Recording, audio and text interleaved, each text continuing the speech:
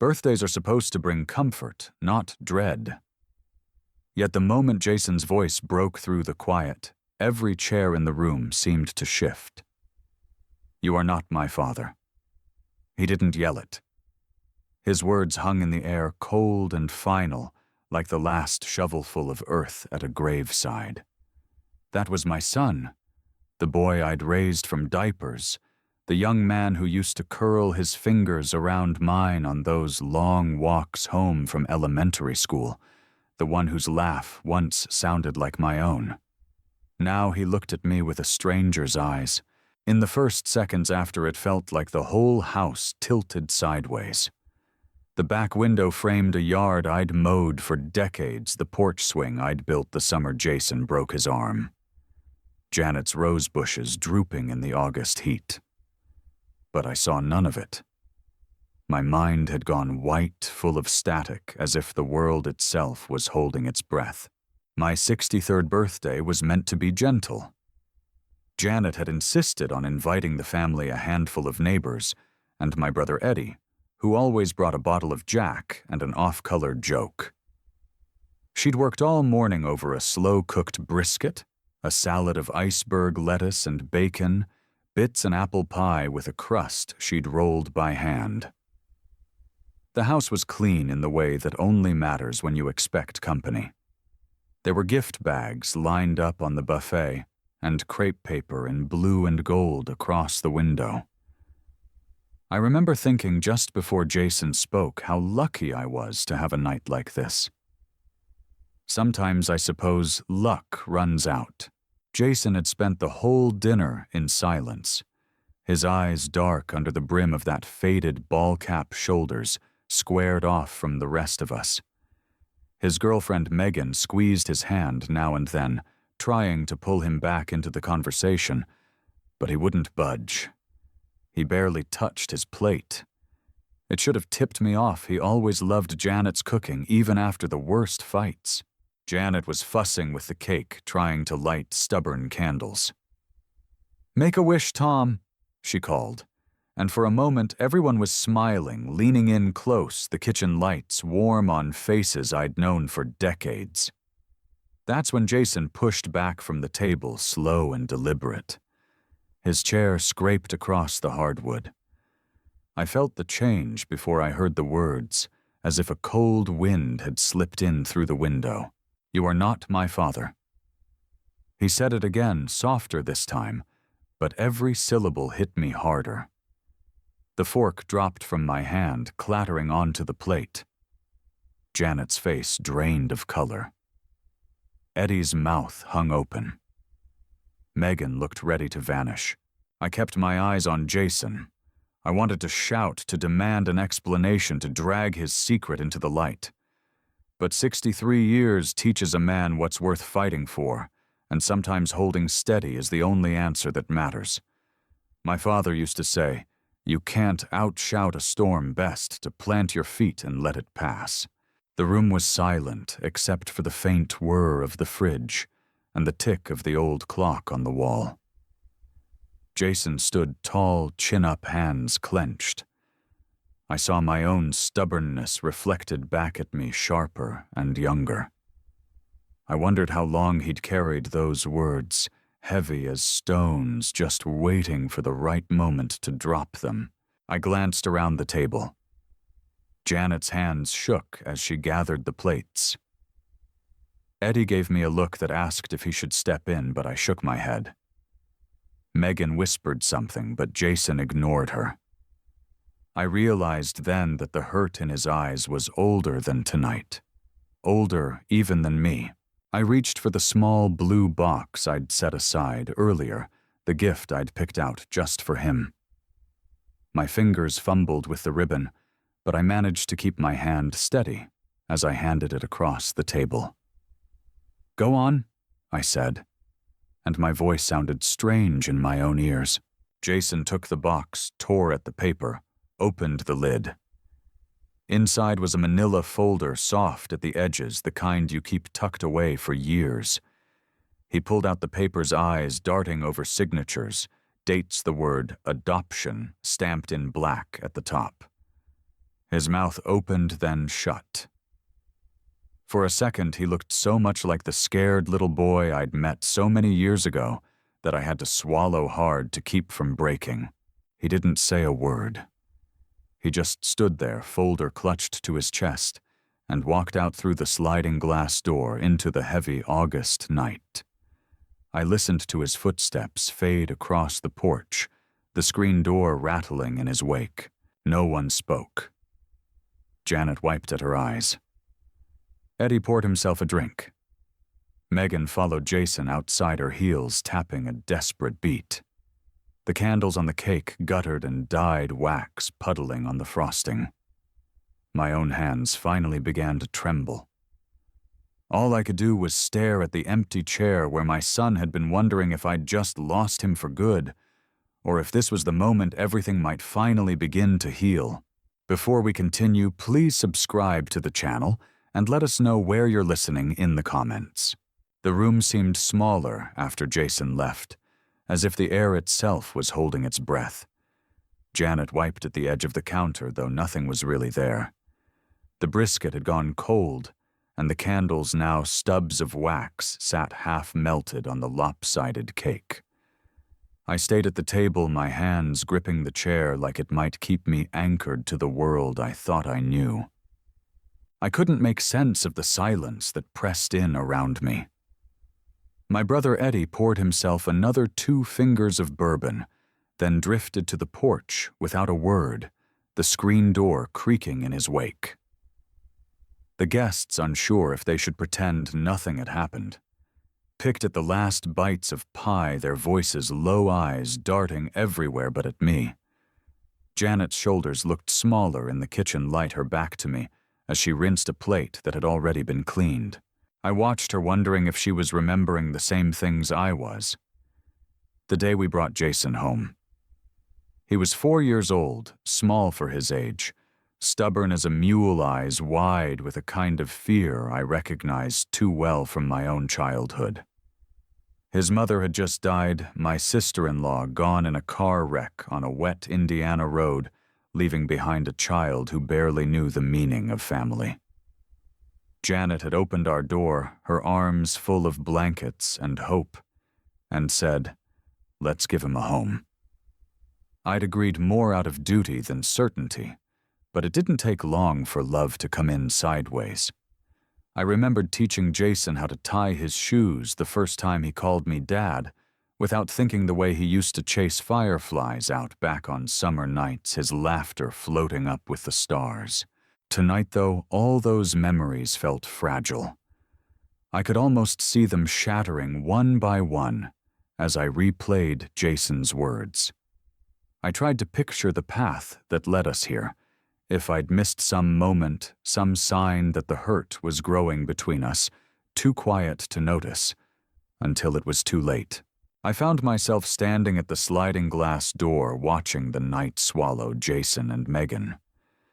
The porch light made 2 small pools on the concrete, then gave way to darkness beyond the rose bushes. I wanted to call out to tell him he was wrong, that the blood in your veins doesn't mean half as much as the years you spend loving someone. But I said nothing. Pride or fear, I couldn't say, which kept me silent. I just stood there feeling old in a way I hadn't since my father died. Janet joined me, her hands wringing a dish towel. "He'll come back," she whispered, but her voice shook. I wanted to believe her. I reached for her hand and held it tight, both of us drawing comfort from the small, familiar gesture. Her skin was soft, and I felt the years in each line, each callous proof of the life we'd built, the quiet work that no one saw. We stood together as the last guests slipped out their goodbyes, forced and awkward. The house felt too big, every shadow a reminder of Jason's absence. The gift bags sat unopened. The photos from birthdays past stared down from the mantel, Jason's smile frozen in younger days. I tried to eat a bite of cake, but it turned to sand in my mouth. Janet busied herself clearing the kitchen, but her movements were mechanical, each clink of a plate, a reminder of what was missing. Later, when the house had emptied, and even Eddie had gone, I wandered into Jason's old room. The posters were gone, the bed stripped, but I could still see the outlines of his life baseball trophies gathering dust, a battered glove, a stack of comic books in the corner. I ran my hand along the windowsill, remembering how he used to sneak out at night thinking I never noticed. I always did. I just let him think he was clever the way fathers sometimes do. I sat on the edge of the bed, the adoption papers heavy in my hands. I tried to recall every word I'd ever said to him, searching for the moment he started believing I wasn't his father. Was it the arguments over grades, the long silences at the dinner table, or just the slow drift that happens when two men in the same house can't find the words for love? A car engine started outside headlights, sweeping across the wall. I held my breath, but the sound faded.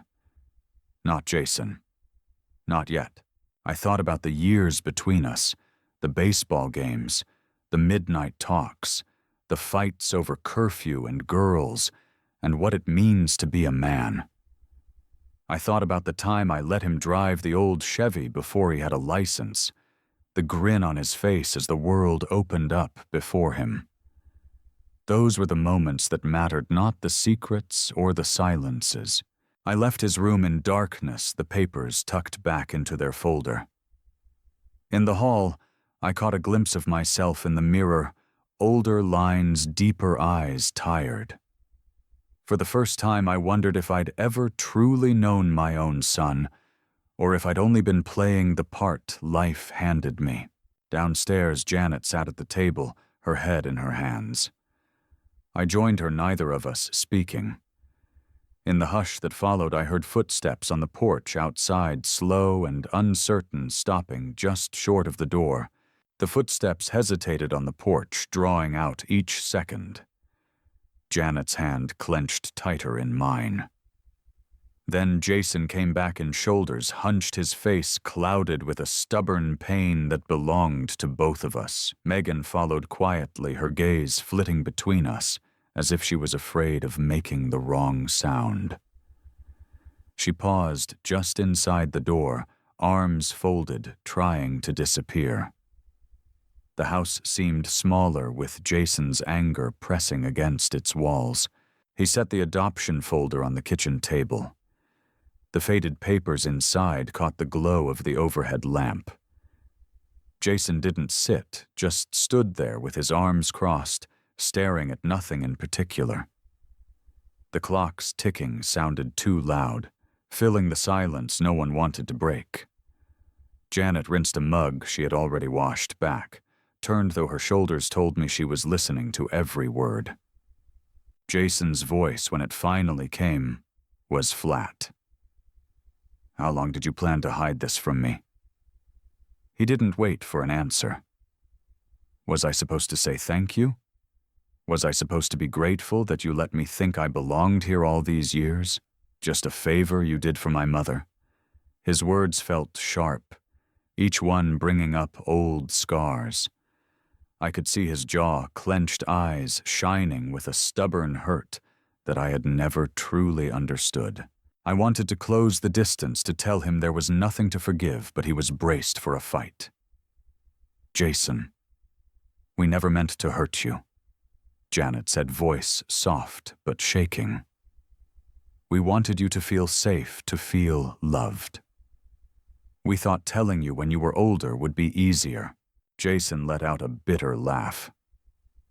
"Easier for who I spent years trying to figure out why I always felt different. You could have told me, but you decided I didn't need to know." He turned his gaze on me, his stare hard. "Did you ever really want me? Or was I just something you got stuck with when Mom died?" Every part of me wanted to shout that he was wrong, that I had chosen him every single day, but the words caught in my throat. "You were my son from the start." That never changed. I forced the words out, feeling how little they could repair. He shook his head.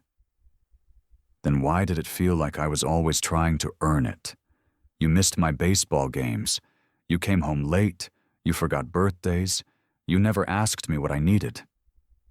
Every time I got into trouble, you just told me to toughen up. His voice broke, and I felt each word. I remembered those years scrambling for overtime at the plant, coming home so tired I could barely manage dinner, thinking I was doing what a man had to do. Maybe I'd missed more than I wanted to admit. Janet reached for him, her hand hovering, but Jason pulled away. You always told me family's about showing up. But when did you ever really show up for me? His voice dropped. I learned to say thank you even when I was angry. I learned to keep quiet when I wanted to scream. I didn't ask for any of this. I didn't ask for secrets. The kitchen felt colder. I tried to think of some memory, some proof of love strong enough to close the gap between us. The night I taught him how to ride a bike. The days he'd sit on the porch waiting for me to come home. The first time he called me Dad half asleep after a nightmare needing me in the dark. But all of that seemed distant, drowned out by the pain standing right in front of me. I made mistakes, Jason, I said quietly. I know I was hard. I know I worked too much. And I know I failed to say what I felt. But I never once wished for a different son. I never wished for a different life. My hands shook on the table. I am sorry for every time I made you feel alone. His shoulders dropped, some of the fight gone.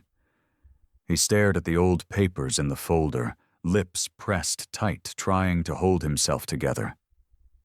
I don't know how to forgive any of this, he whispered, voice raw. I don't know how to be your son anymore. Janet touched his arm. This time he didn't pull away, but he wouldn't meet her eyes.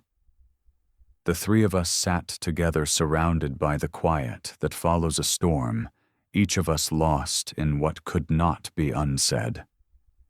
I thought of all the little injustices, the missed birthdays, the way anger and love sometimes get tangled up so tight, you forget where one ends and the other begins. A flash of headlight swept the wall. I expected the night to end in silence, everyone retreating to their corners. Instead, Megan appeared at the doorway.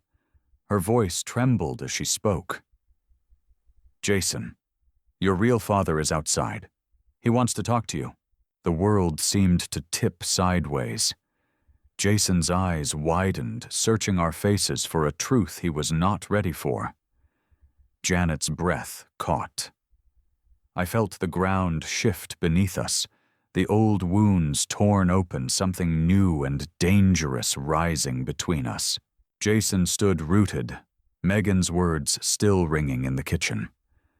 The folder of adoption papers sat between us, its presence now heavier than any cake or candle could ever be. For a long moment, no one moved. I saw Jason's knuckles turn white as he gripped the edge of the table, eyes fixed on the old wood floor. Janet tried to speak, but her voice faltered and faded into the hum of the refrigerator. Megan lingered in the doorway, uncertain. Her gaze darted from Jason to Janet to me, her presence sharp and restless, as if she felt her own pulse quicken with the tension in the air.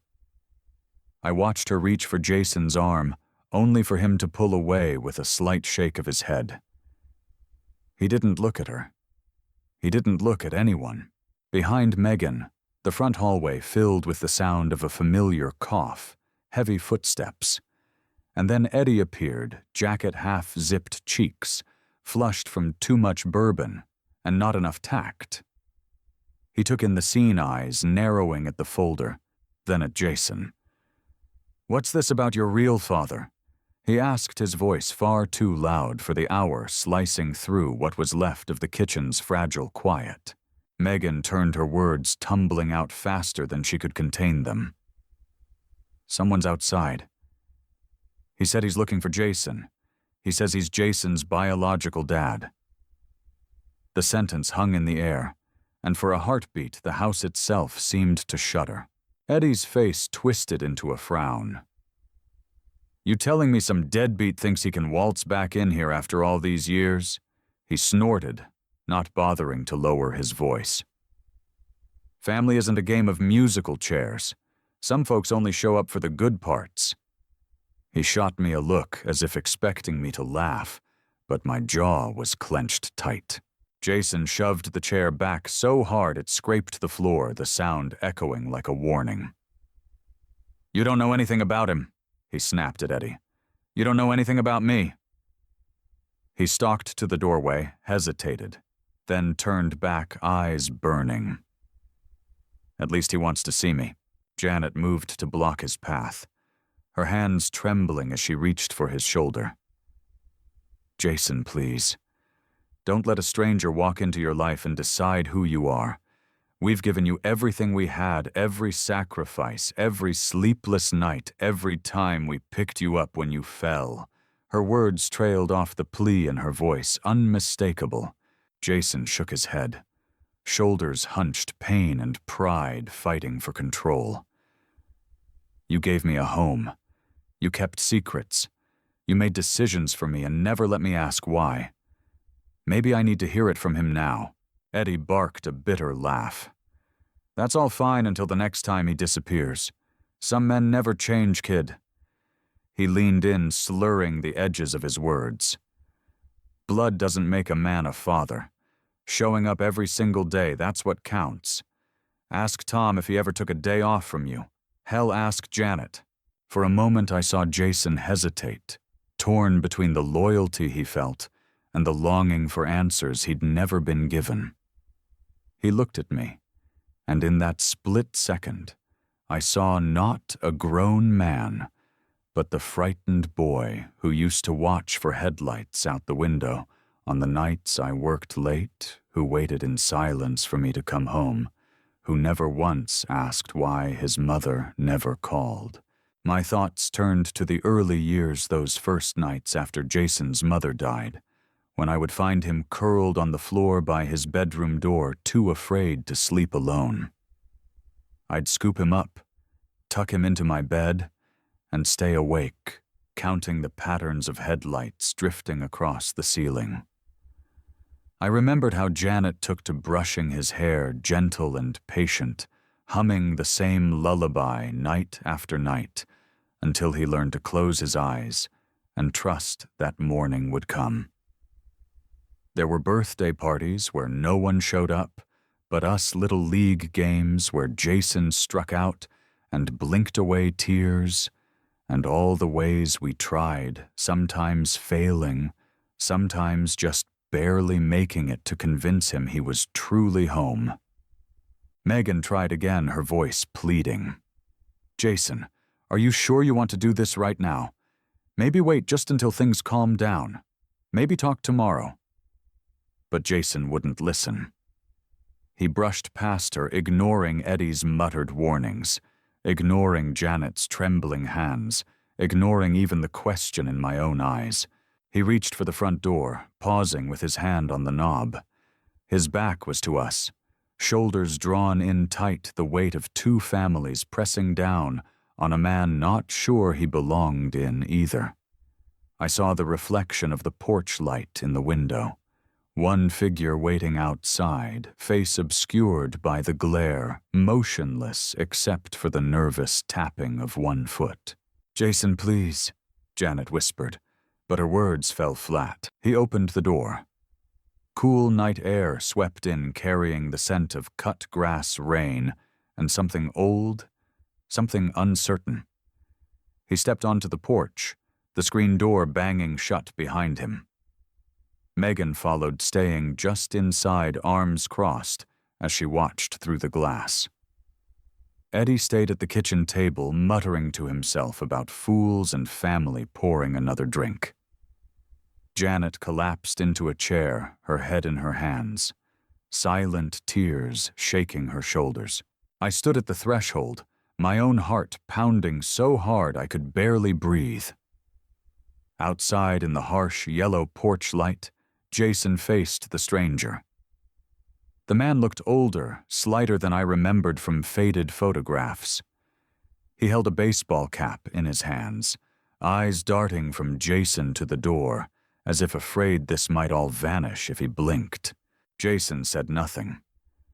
The two men stood facing each other in the dark years of questions between them. Then, without warning, Jason reached for the cap in the stranger's hands, turning it over to reveal my initials stitched inside the ones I'd given away 29 years ago at the hospital, on the day I signed the papers that made him my son. Inside, Janet gasped. The porch light flickered, and a gust of wind slammed the door against its frame, rattling every window in the house. The night pressed in heavy, thick, with everything unsaid. From the doorway I watched Jason out on the porch, standing only a foot from the man who claimed to be his blood. The porch light hummed and flickered, painting both their faces in that flat yellow wash that makes everyone look a little older, a little worn down. I saw Jason's jaw working, saw his hands flex open and closed, and I knew this wasn't just a meeting. It was a reckoning, the kind a man spends his whole life trying to avoid. Behind me, Janet's quiet sobs rose and fell, muffled by her hands. Eddie's muttering faded into the background, drowned by the blood roaring in my ears. Megan stood by the window, biting her lip, her reflection a pale ghost behind the glass. The air inside was stale with disappointment and longing, and yet outside everything was poised at the edge of change. Jason broke the silence first. "You said you were my father." His voice was rough, uncertain, the bravado gone. "Where were you when I needed you?" His posture was rigid, the stance of a man trying to keep himself from falling apart. The stranger, tall but stooped with gray dusting his hair and hands that looked familiar in a way I couldn't stand, shifted from foot to foot, cap clutched tight. He cleared his throat. "I made mistakes. I was young, selfish. By the time I realized what I'd lost, you were gone. Your mother didn't want me in your life." He paused, glancing towards the door, as if expecting to see someone else there, a witness from the past who could vouch for the pain he carried. Jason took a shaky breath. "Did you ever try to find me even once?" The man's eyes glistened, voice thick. "I looked. I wrote letters that never came back. I went to your school, sat in the parking lot for hours, afraid someone would call the cops. But when I saw you walk out holding Janet's hand, I knew you were safe. She raised you. Tom raised you." He looked towards the door toward me, and for a moment every part of me braced for blame. Out on the porch, I gripped the doorframe so tight my knuckles ached. My mind flooded with all the small, dumb moments I'd failed him.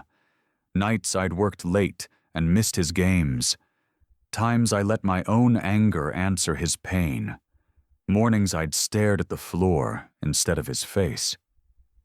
It was so easy, I realized, to believe love is enough when sometimes love only hides the cracks. I watched Jason absorb the man's confession, watched him flinch at the honesty in it. Something old and raw was being pulled into the light. Janet moved to my side, her eyes red, her voice trembling. "Tom, should we go out there?" Her hand reached for mine, her touch anchoring me to the present. I shook my head, not trusting my voice. Megan opened the screen door and slipped outside, pausing beside Jason. "You don't have to do this tonight," she whispered. But Jason shook his head, brushing her hand away. "I need to hear it. All of it." Inside, Eddie poured another drink, but the bottle thudded on the table. "This isn't right," he grumbled, but nobody listened. The drama had pulled the entire house into its orbit. I could feel my heart beating against my ribs, each thump a reminder of all the years I'd tried to keep our family safe, to patch over wounds that never truly healed. Jason pressed his hands to his eyes, as if to wipe away everything but the present. I spent my whole life wondering what was wrong with me, why I didn't fit, why nobody told me the truth. His voice cracked, echoing out into the quiet street. All I ever wanted was to belong. The stranger's hand trembled as he held out the cap. You do. You always did. I just wasn't man enough to stand with you. But Tom was. For the first time, the man looked directly at me, and in that moment I saw not a rival, but a mirror. All the mistakes I'd made as a father, all the moments I'd been too proud or too afraid to speak the truth, they glared back at me from his eyes. Megan slipped her arm around Jason's waist, grounding him. He stared at the cap, then at the man, then at me, searching for something that would make this all make sense. Janet hovered at the door, one trembling hand against the glass. Jason, come inside. Please, she begged, her voice breaking, but Jason shook his head. Not yet. I need to know what I missed. He turned to the stranger. Tell me about my mother. Tell me about the day I was born. Tell me why you left. Each answer came slow, pieced together with regret and memory. The man's voice wove stories of hospital rooms and second chances lost, of birthdays spent alone, of hopes that never outlasted the winter. Jason listened, not moving, as if frozen by the sudden weight of a history denied. Janet's face crumpled at every detail, but she stayed silent, shoulders shaking. I stepped onto the porch at last, unable to stay back any longer. The words came without thinking. Jason, I wasn't there the day you were born, but I was there every other day that mattered. My voice shook, but I kept going. Being your father wasn't something I earned in a hospital. It was the work of every day after. I made mistakes, I know I did, but I never left. Jason's shoulders sagged, and for the first time that night, he looked truly lost. I don't know what to do with any of this, he whispered, voice breaking. I don't know who I am anymore. The stranger reached out, offering the cap again. Jason stared at it, trembling, the porch light painting shadows across his face. Just as he reached for it, lightning flashed in the distance, illuminating all three of us, the man who left, the man who stayed, and the sun caught between two truths, frozen for a heartbeat in the stark white light. Inside, Janet began to sob, her grief echoing through the house, while outside, Jason finally closed his hand over the cap, his decision unspoken, but irreversible. The first drops of rain began to fall heavy and cold, blurring the world beyond the porch, and washing away what little certainty remained. Rain fell steady now, drumming on the roof and running in thick streams down the porch steps. I watched as Jason clutched the cap's shoulders, hunched beneath the sudden weight of too many truths. Thunder rolled somewhere to the east. For a moment, none of us spoke. The air tasted sharp, electric, and even the crickets seemed to hold their breath. The stranger, his real father by blood, if not by life, stood awkwardly, hands twisting the brim of his cap, searching Jason's face for forgiveness or understanding. Megan lingered at the edge of the porch jacket, wrapped tight around her, her eyes darting between the three of us, as if she was afraid the storm might pull us all under. Janet hovered in the open doorway, her face pale, one hand pressed flat against the glass, as if she could anchor us by sheer will. I felt hollowed out by what had happened, but somewhere deep, a new steadiness began to rise. The shock had burned away everything superficial, leaving only the raw center love and fear, and the knowledge that every family is stitched together by choices, not just blood. I realized I had spent too many years thinking that being present was enough, that sacrifice alone could hold a family together. But standing there, soaked in porch light and rain, I understood it was never the work that built love. It was the honesty I'd always been afraid to share. Jason turned the cap still in his hand and looked back at me. His eyes were red, but the old resentment had faded, replaced by something bruised and searching. "What do I do now?" he said quietly. The question meant for me, for Janet, for anyone who could answer. I stepped out into the rain beside him, water soaking through my shirt in seconds. "You listen," I said, voice soft but certain. "You don't have to forgive tonight or even tomorrow. You just have to keep showing up." My words surprised even me. I reached for Jason's shoulder, not certain he'd let me, but he didn't pull away. The warmth of that small contact steadied us both. Megan came to stand by Jason, her hand slipping into his. "We can go home," she offered. "Or you can stay here. Whatever you need." He squeezed her hand, but didn't move. The porch had become a place between worlds, between the life we'd built and the truth that had just blown it open. Janet's voice drifted from the doorway. "Jason, come inside before you catch cold."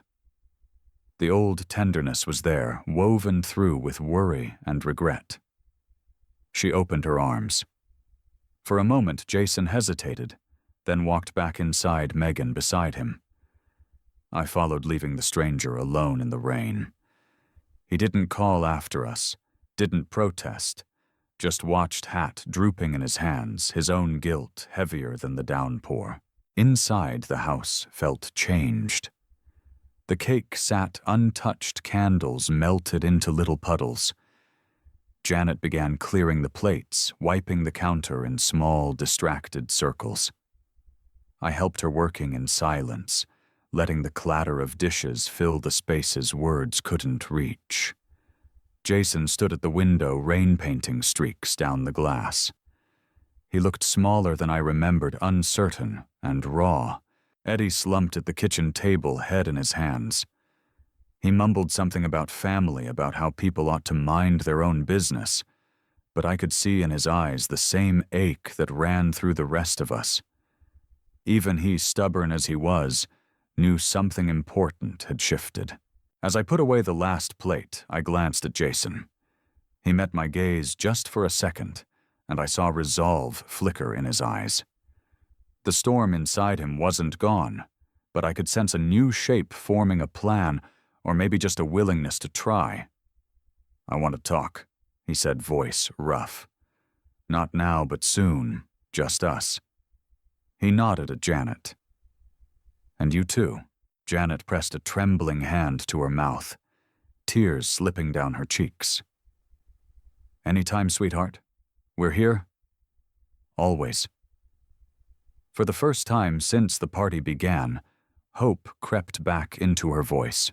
Jason left the kitchen, heading for his old room. I heard drawers opening, the faint clatter of boxes. He returned a minute later, holding a battered photo album. He set it on the table and flipped through the pages, stopping at one from his 8th birthday balloons tied to the mailbox, a lopsided cake, Jason grinning with chocolate on his face. In the corner, I stood beside him, hand on his shoulder, pride plain on my face. He studied the photo, tracing the edge with his finger. "Was any of it real?" he asked, not looking up. "It was all real," I said, the answer heavy with everything I wished I'd told him sooner.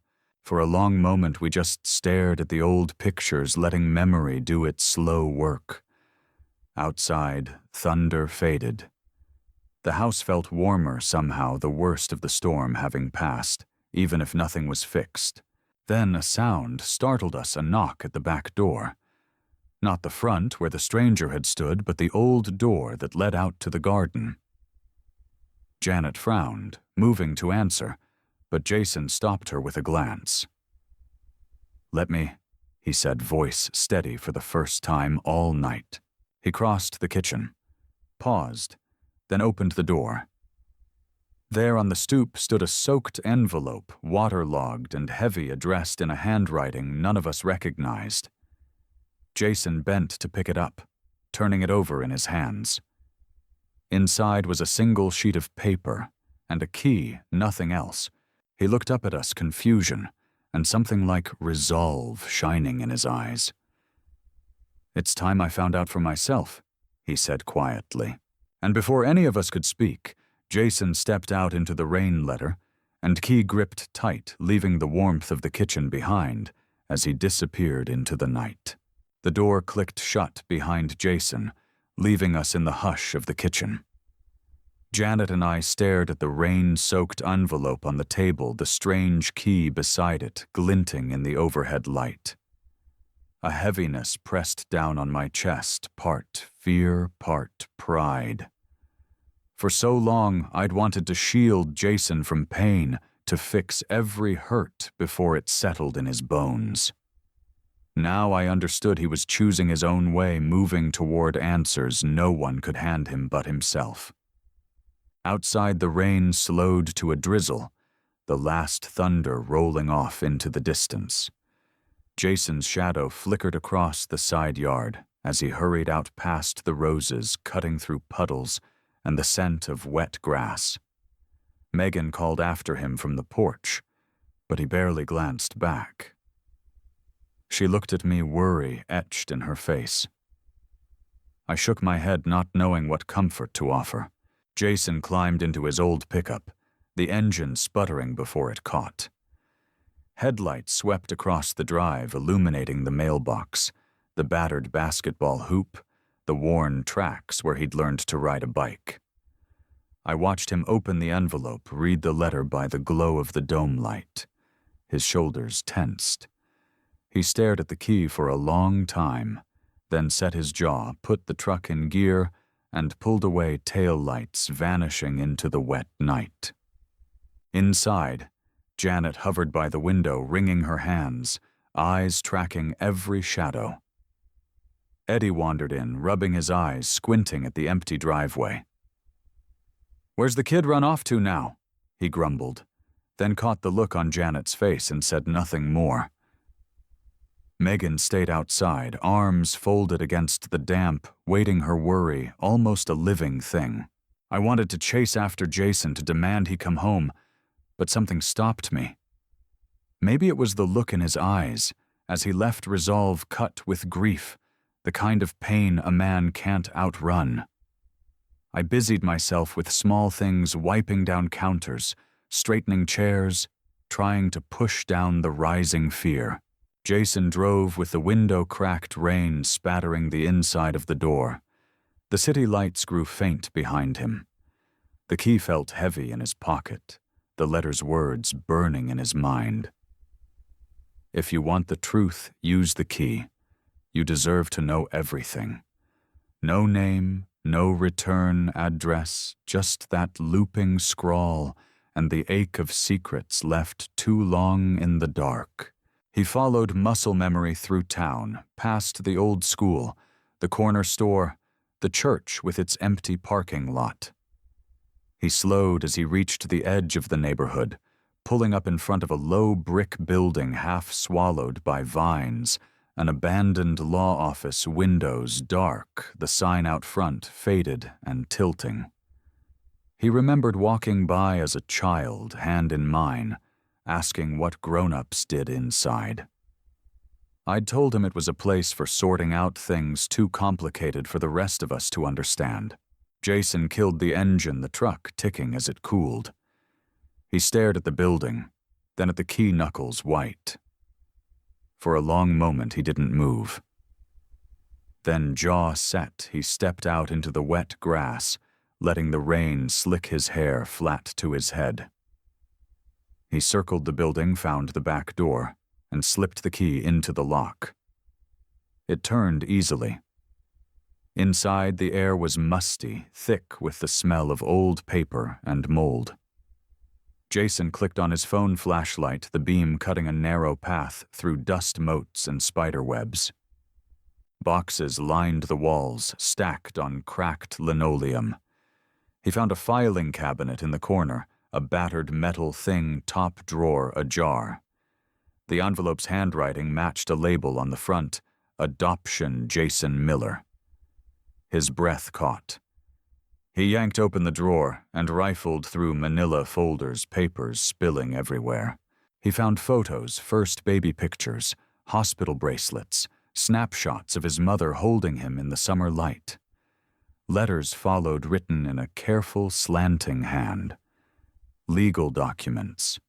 Old checks never cashed. Then at the bottom, a sealed envelope addressed to him, dated the year he turned 16. He sat on the dusty floor and tore it open. Inside was a single sheet. The first line hit him like a blow. Jason, I never stopped loving you even when I left. There are things you were never told, reasons you deserved to know. I made mistakes, but I never forgot you. This key was my last attempt to make things right. Whatever you learn, know that you were always wanted. Jason's breath shuddered. Years of anger gave way to something else, an ache deeper than fury, a longing that left him dizzy. He thumbed through the rest of the folder, finding receipts for birthday gifts, never delivered, a report card from 3rd grade, a lock of baby hair taped to a card. Pieces of a life he'd never known. Suddenly a noise jolted him. A door slammed somewhere in the darkness, heavy footsteps crossing the creaking floor. Jason froze, heart hammering. The narrow beam of his phone caught a shadow moving in the hall, the outline of a man, broad-shouldered and hunched. Panic flared, but Jason stayed put, clutching the folder tight, refusing to let go of what he'd finally found. A voice called out, sharp and urgent, echoing off the empty walls. "Who's there? This place is off limits." Jason held his breath as the footsteps drew closer, the silhouette looming larger. He braced himself, every muscle tensed, folder gripped like a shield. The past and present collided in that narrow, dusty office. Jason's jaw set. This time he would not run. The footsteps echoed louder, measured and heavy, as Jason stood in the musty, dark heart, thudding against his ribs. The phone's light wobbled in his grip, casting warped shadows over peeling paint and the rain-streaked window. The shape in the hall resolved into a man in a security jacket, middle-aged face, drawn with suspicion and fatigue. He paused at the doorway, hand hovering at his belt, eyes narrowing at the sight of Jason on the floor, surrounded by scattered papers. "This is private property. You can't be here," the man snapped. His voice echoed off empty walls, hard and official. "What are you doing?" Jason, throat dry, held up the folder, the words tumbling out before fear could clamp his mouth shut. "I'm not here to steal. He hesitated. The truth sticking. "I'm looking for answers. My name's Jason Miller.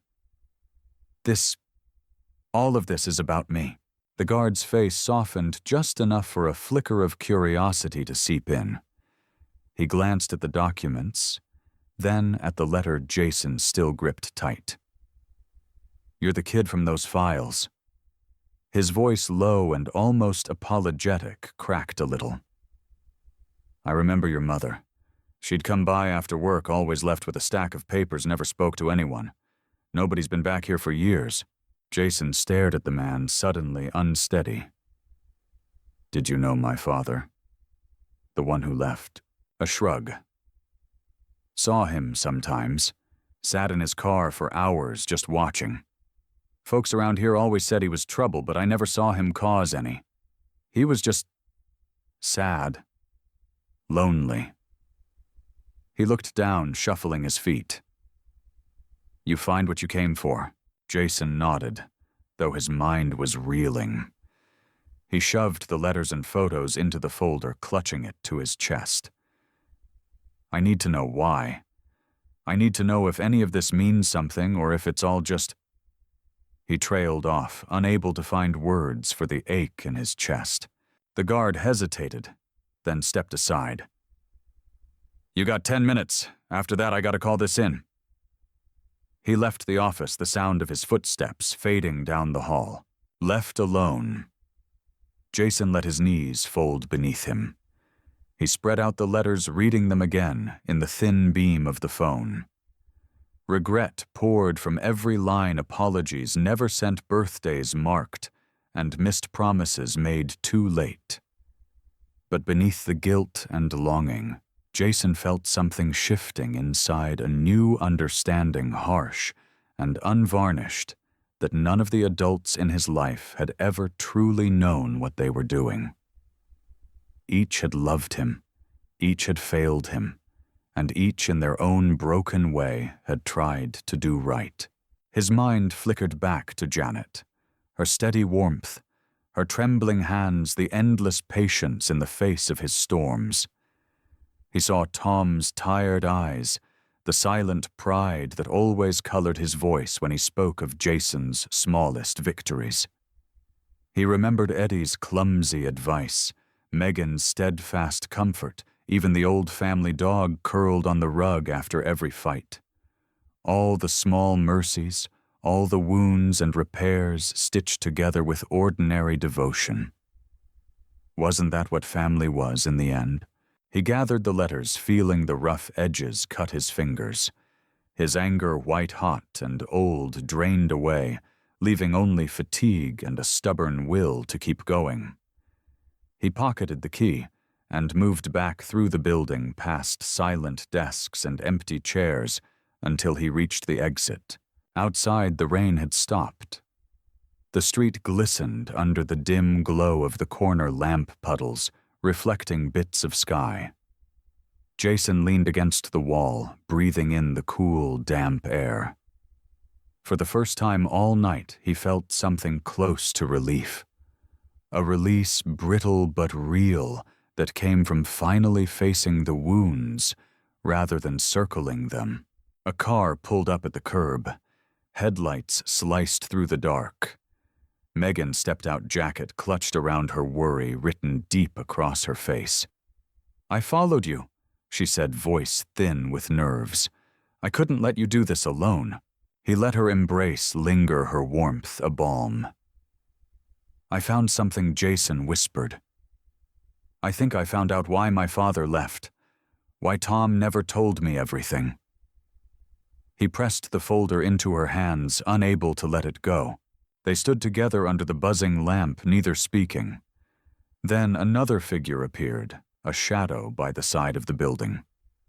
It was the stranger Jason's biological father, eyes hollow with old pain.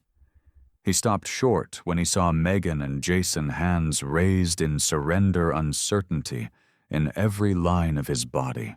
"I don't want to cause more trouble," the man said quietly. "I just need you to hear me." Once.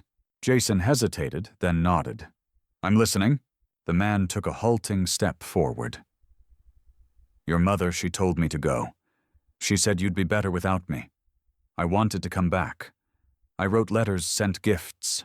I was too weak to fight for you, and I regret it every day." His voice cracked. "But Tom, he never let you down even when I did." Jason searched his face for a lie, but only grief met him there. "Why didn't you fight harder?" he asked, his voice a whisper. Tears slipped down the man's cheeks. "Because I thought you'd already found the father you needed." A silence, deep and nearly holy, fell between them. Megan gripped Jason's hand. He turned to her, then back to the man, as if seeing all the years that had led to this point, all the ways love could both hurt and save. Before anyone could speak again, Tom's truck rolled into the lot, headlights flashing across the scene. The door slammed, heavy boots crossing wet pavement. Tom strode toward Jason, voice trembling not with anger, but with a need that cut through everything else. "You don't have to choose," Tom said, breathless. "You never did. You're my son. That's the only truth that matters." Jason stood frozen, heart pulled in two. Behind him, the folder slipped from Megan's hands, papers, spilling out across the glistening street letters, photos, all the proof of a life lived between promises and regret. As the three men faced each other in the night, thunder rolled again in the distance, low and endless, a sound like forgiveness or warning. In that charged silence, Jason took one uncertain step toward his fathers, as if about to speak the truth that might break them all open or finally knit them back together. In the pale dawn light, the world outside the old law office felt washed clean, the storm, now only a memory clinging to gutters and leaves. We stood in the quiet aftermath. Jason, his biological father, Megan, and me, each of us changed, though the wounds still pulsed beneath the surface. The street was empty, save for a stray newspaper and the lingering scent of wet asphalt. I listened to the hush, broken only by the far-off call of a train and the slow, measured breath of my son beside me. For a while, none of us spoke. There was too much risk in words, too much chance of breaking the fragile peace we'd carved from chaos.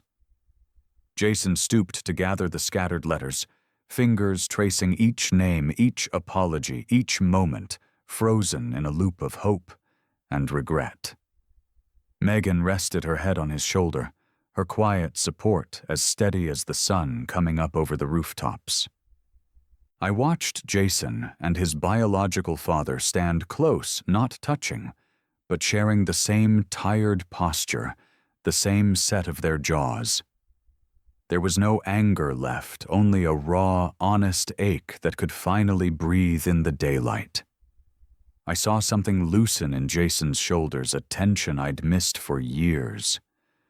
He turned toward me, the question in his eyes replaced by a new clarity, as if all night he'd been searching for a key to himself, and had finally found it not in the man who gave him life, but in the ones who had refused to let him go. My thoughts wandered to every quiet morning before school, every late drive home from work, every Christmas, when money was tight, but love was thick as the smell of pine. I remembered how often I'd failed Jason, and how somehow those failures had not erased what we'd built together. I'd spent so many years believing that justice in a family meant paying every debt, settling every score, making up for each mistake. I saw now that real justice, the kind that lasts, comes from standing firm, from showing up again and again, from the courage to stay when it would be easier to run. Jason knelt to gather the last photo fingers, trembling. He looked up at me, a question forming, but I shook my head, offering only a tired smile. Some things didn't need to be spoken. Forgiveness wasn't a gift you handed over with a speech. It grew quietly in the small hours after all the anger and all the explanations had burned themselves out. His biological father took a step back, cap in hand, gaze lowered. "I don't expect you to forgive me," he said quietly. "I just hope you find a way to let it hurt a little less." His voice broke. "You deserved the truth, even if I wasn't strong enough to give it to you." Jason nodded, eyes shining. "I can't change the past, but I can decide what kind of man I want to be from here." He turned to me. "You showed up. You never quit even when I pushed you away. I think that's all I ever needed to know." I reached for his shoulder. My hand, rough and clumsy, found its place as if it belonged there. I didn't try to speak, just let the contact say what years of silence could not. The weight of old disappointments eased, replaced by something quieter and much stronger respect. For him, for myself, for the broken road that brought us here. Janet appeared at the end of the block, her arms folded against the morning chill. She didn't hurry. She watched us from a distance, tears drying on her cheeks, pride and sadness mingling in her eyes. I thought of all the ways she'd held us together, the small kindnesses, the steady faith, the willingness to forgive what time and love couldn't fix. Megan moved to Jason's side, her presence grounding him as he stood. He took one last look at the man who'd left, offered a silent nod, and then slipped the letters into his jacket pocket. His voice, when it came, was quiet but certain. "I'm going home," he said. All of us. We walked together through the empty street, the morning brightening with every step.